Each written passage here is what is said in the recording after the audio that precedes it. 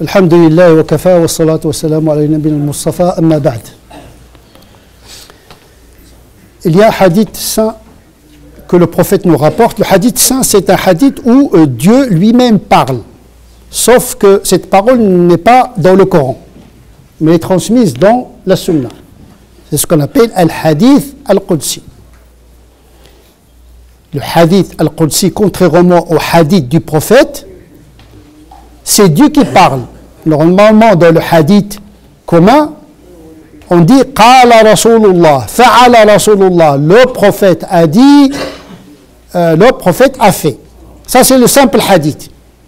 Le hadith al-Qudsi, le hadith saint, il commence par « Dieu a dit », sauf qu'il ne s'agit pas du Coran. Il s'agit d'une catégorie scripturaire un peu particulière entre le Coran et le simple hadith du prophète sallallahu alayhi wa sallam. Généralement, les hadiths saints parlent plutôt des choses qui relèvent de l'intimité de la relation avec Dieu. C'est Dieu qui parle avec l'abd, abdi. Généralement, dans le hadith saint, il y a une forme de proximité entre Dieu et le serviteur. Les hadiths qudsi, généralement, les hadiths saints, vraiment, c'est de l'ordre de l'intimité, de la proximité entre le serviteur et Dieu, et entre Dieu et le serviteur. Il ne contient pas généralement des lois. Dans les hadiths saints, il n'y a pas de loi.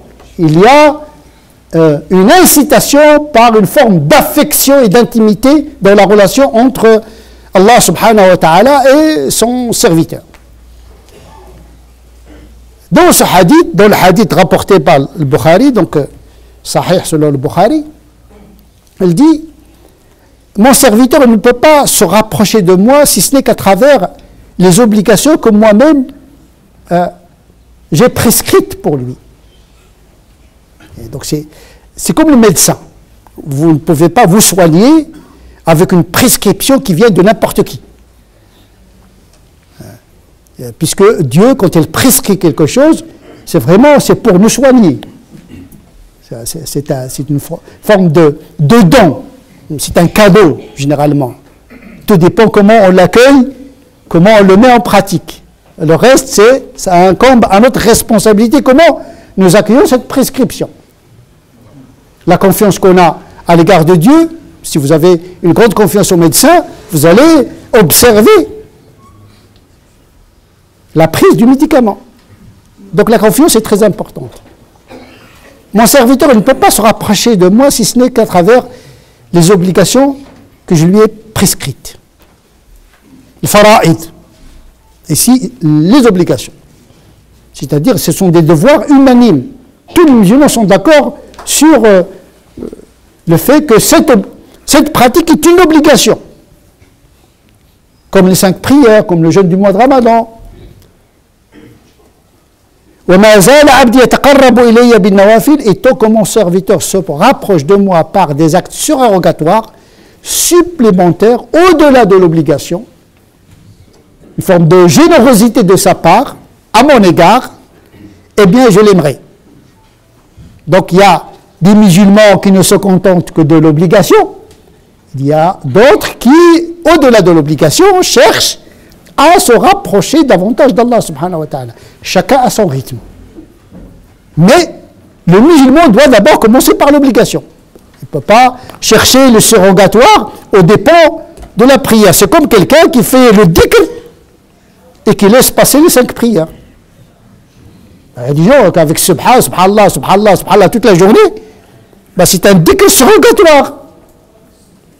Et il oublie le dhikr obligatoire qui est waqim salata. Les dhikri, c'est-à-dire le dhikr commence d'abord par salat, puis il y a des dhikrs surrogatoires. Le jeûne également. Il y a le jeûne obligatoire, il y a le jeûne surrogatoire. Donc la concentration du musulman doit être orientée d'abord vers l'application dans la pratique de l'obligation. Pour ne pas se perdre dans les détails du surrogatoire, parce qu'il y a beaucoup de pratiques surrogatoires, nawafil, sunan, il y a beaucoup de détails dans les pratiques. À un moment donné, il faut savoir se concentrer sur l'essentiel. On ne peut pas chercher le bénéfice si on n'a pas le capital. Il faut avoir la capitale, puis chercher l'investissement ailleurs. Mais il faut avoir le capital. رأس المال قبل الفضل. رأس المال, capital, c'est l'obligatoire. Appliquons ce principe sur ce qui va nous importer dans ce sermon, qui est la pratique du jeûne des 6 jours de Shawwal. Aujourd'hui, dès que Ramadan se termine, il y a dans les télévisions, dans l'Internet, dans les réseaux, etc., une diffusion inflationniste dans l'exhortation aux jeunes des 6 jours de Shawwal. À tel degré que beaucoup de musulmans pensent que véritablement ça frôle l'obligation. Bon, il faut remplacer les choses dans leur juste place. C'est très important.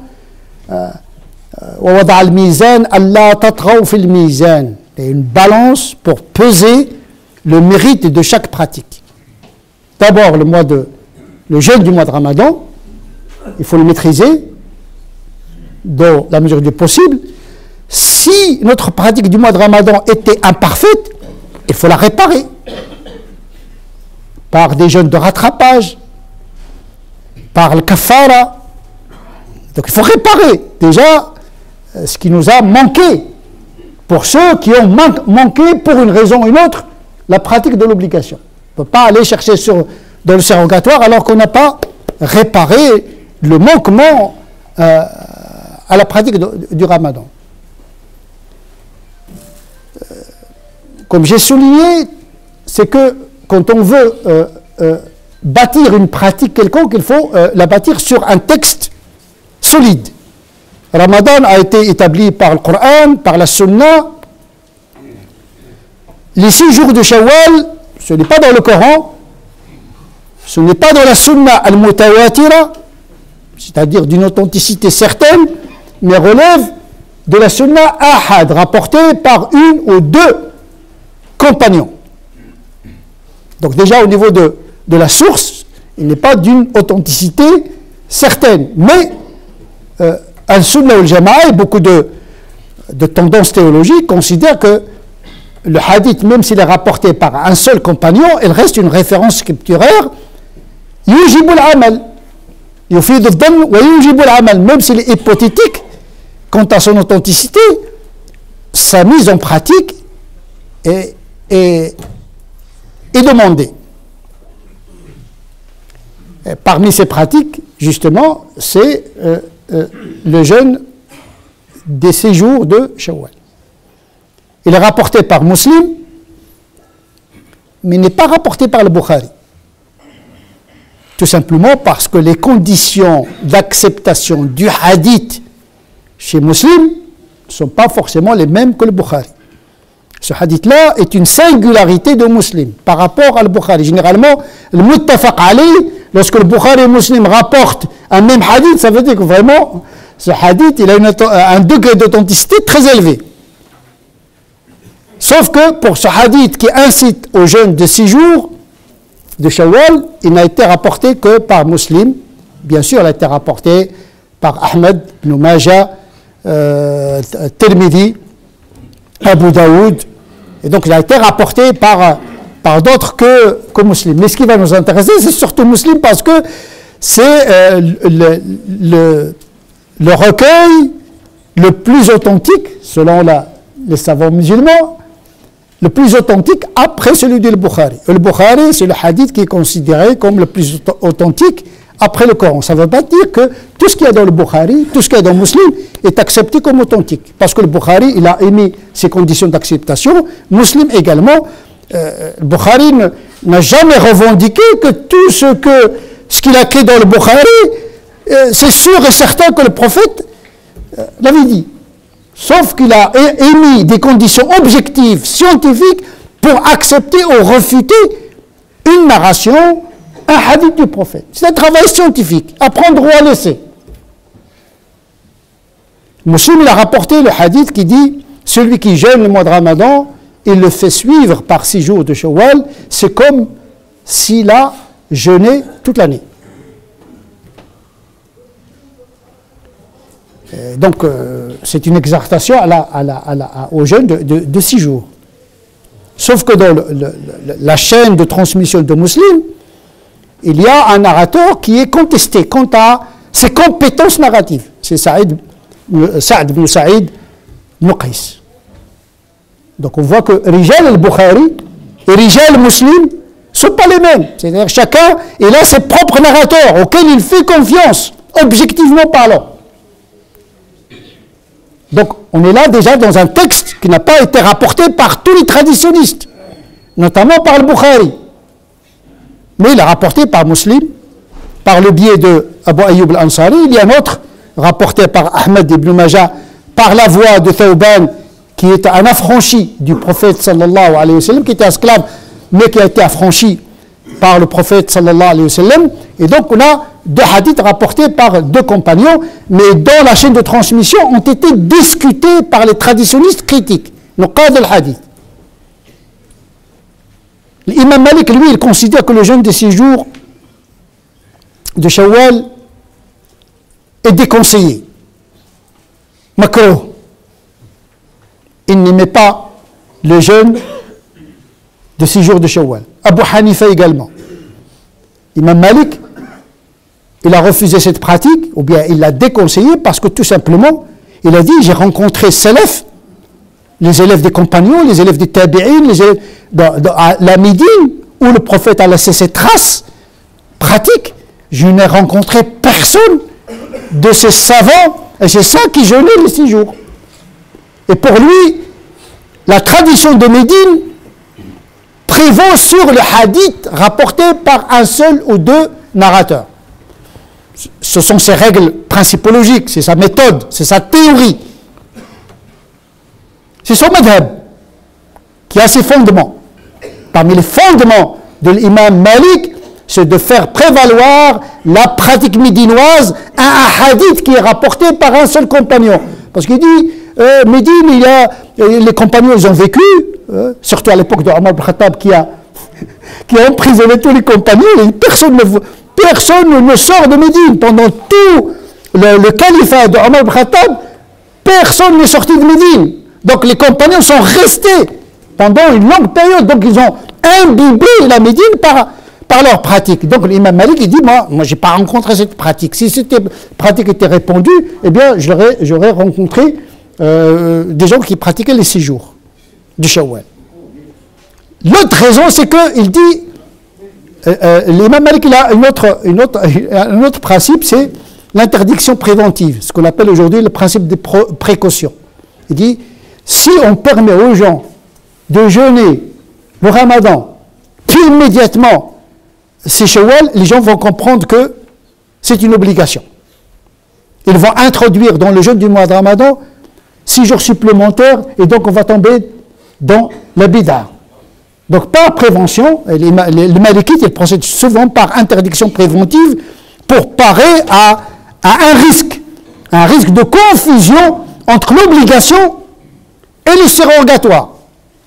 Parce que les masses, elles, ce que j'appelle l'orthopraxie de masse, elles, ils adhèrent, ils ne discernent pas entre l'obligation, le surrogatoire, etc. Dès qu'il y a une mode de pratique, elle s'impose aux consciences des masses musulmanes. Et donc l'imam Malik, il dit, attends, il ne faut pas mélanger les choses. Il y a le Ramadan, maintenant aussi Shawwal, ce n'est pas une pratique importante, il faut la dissocier, et il la déconseille. Ça ne veut pas dire que les Malikites, par la suite, ils ont accepté cette pratique, mais à condition de ne pas la raccrocher immédiatement au jeûne du mois de Ramadan, avec des conditions bien propres au principe de précaution chez les Malikites. Abu Hanifa, c'est la même chose, il a refusé cette pratique, il l'a déconseillé, de peur de tomber dans l'erreur chrétienne, qu'ils ont rajouté des pratiques que Dieu n'a pas imposées. Parce que entre le savoir et la pratique des gens, les gens ne discernent pas entre ce qui est obligatoire, ce qui est sunnah mu'akkada, etc. Pour eux, toutes les pratiques sont des pratiques de l'islam.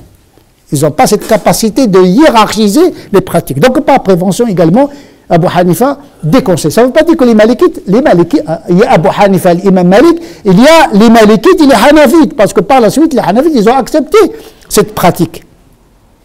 Mais à condition de ne pas la confondre avec l'obligation du jeûne du mois de Ramadan. Donc, on voit qu'il y a ceux qui n'ont pas accepté le hadith, parce que pour eux, il n'est pas authentique, et ceux qui ont accepté l'authenticité du hadith, ils l'ont expliqué de plusieurs manières. D'abord, il y a certains qui considèrent que les 6 jours de Shawwal, en réalité, le prophète ne voulait pas restreindre le jeûne de ces 6 jours uniquement à Shawwal. Mais on peut faire les 6 jours pendant toute l'année.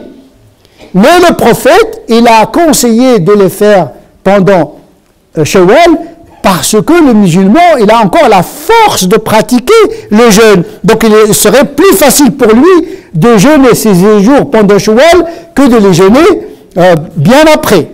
Et donc en réalité, ils ont compris que le hadith n'est pas restrictif. Les 6 jours ne sont pas restrictifs au mois de Shawwal. C'est l'interprétation d'un certain nombre de Malikites et de Hanbalites. Ils considèrent que les 6 jours qui suivent Ramadan ne sont pas forcément indiqués à les faire pendant le mois de Shawwal. On peut les faire toute l'année. L'essentiel, c'est 30 plus 6. Il y a le Ramadan, un mois de Ramadan équivaut 10 mois et 6 jours de plus multiplié par 10, ça fait 60, ça veut dire, c'est comme on a jeûné 360 jours, c'est-à-dire toute l'année. Mais peu importe Shawwal ou pas. D'autres, ils ont dit non. Shawwal, c'est Shawwal. Donc Shawwal, peut-être, il a un mystère. Le jeûne, il est lié à ce temps-là. Comme les Shafi'ites, par exemple. Et les Hanbalites, ils disent non, on doit, le mérite de ces 6 jours est lié au mois de Shawwal. Et ceux qui ont considéré cette interprétation, comme les Shafi'ites, ils disent qu'il est possible d'intégrer des jeûnes obligatoires dans les 6 Shawwal, tels que la femme, par exemple, qui n'a pas pu jeûner un certain nombre de jours pour des raisons de menstrues, elle peut rattraper ses menstrues, c'est-à-dire jeûner les jours qu'il a manqués. Pendant ces 6 jours, il a le mérite d'accomplir un devoir et il a le mérite en même temps de faire les 6 jours de Shawwal, parce que le mérite, il est lié au nombre de jours et de le Shawwal. C'est-à-dire s'il a rattrapé 4 jours, par exemple, il fait 4 jours avec 2 autres jours de surrogatoire. Pour les Shafi'ites, il est possible de confondre l'intention de surrogatoire avec l'intention de l'obligatoire. Pour les Shafi'ites, ils disent de toute façon, on n'a même pas besoin d'intention pour les 6 Shawwal, il suffit de les accomplir, même s'il n'y a pas l'intention. C'est comme Tahiyat al-Masjid pour les Shafi'ites, quand tu entres à la mosquée, tu fais 2 rak'at, même si tu n'as pas l'intention de faire 2 rak'at de salutation de la mosquée, tu as le mérite de cette pratique, même si tu n'as pas l'intention, parce qu'il est lié à une disposition particulière. Ça, c'est de la théorie un peu spéciale des Shafi'ites. Donc, pour eux, 6 jours de Shawwal, pendant ces 6 jours de Shawwal, on peut, par exemple, pour des raisons ou une autre, on a manqué un jour, on était malade, ou bien pour les femmes, ils n'ont pas pu jeûner tout le mois, ils peuvent rattraper les jours du Ramadan pendant ces 6 jours de Shawwal. Voilà 2 niveaux ou 3 niveaux d'interprétation qui laissent une latitude aux musulmans. On n'est pas dans une pratique extraordinaire. On est dans une pratique qui repose sur un hadith qui est discuté quant à son authenticité, il est discuté quant à son interprétation, ce qui laisse une marge de manœuvre aux musulmans. L'essentiel pour les musulmans, c'est de faire le surrogatoire avec plaisir. C'est d'avoir le plaisir et le besoin. D'ailleurs, le jeûne, c'est quelque chose de recommandé dans l'absolu. Alayka bis-sawm fa innahu la idla lah. Le jeûne, c'est bien pour le moral, pour la santé, pour l'équilibre. C'est une pratique qui est bienfaisante en elle-même. Donc, il ne s'agit pas de dissuader les gens de jeûner les 6 jours de Shawwal, mais de dire il ne faut pas s'obliger à les jeûner par contrainte puisqu'il ne s'agit pas d'une obligation, mais il s'agit d'un mustahab pour certains, permis pour d'autres. L'essentiel, c'est que d'essayer de se rapprocher davantage de Dieu. Tu commences par l'obligatoire et tu essaies de pratiquer le surrogatoire dans la mesure de possible. Chacun doit avoir un rythme de pratique selon la mesure de possible. Chacun.